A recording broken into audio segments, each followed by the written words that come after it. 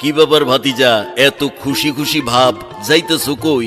আর বলিয়েন না চাচা মিয়া, এইবার একটা কোরবানি দিতে চাইছি, তাই কোরবানির গরু কিনতে যাইতাছি বড় বাড়ির হাটে।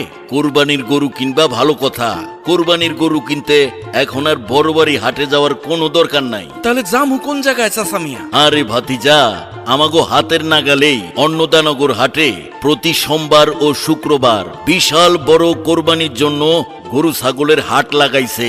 হাট হচ্ছে প্রতি সোমবার ও শুক্রবার সকাল থেকে সারাদিন।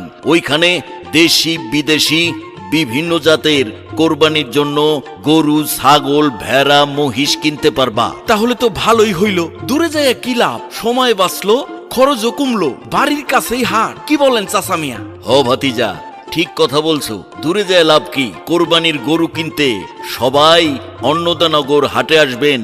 প্রতি সোমবার ও শুক্রবার সকাল থেকে সারা দিন চলবে এই গরু ছাগলের হাট।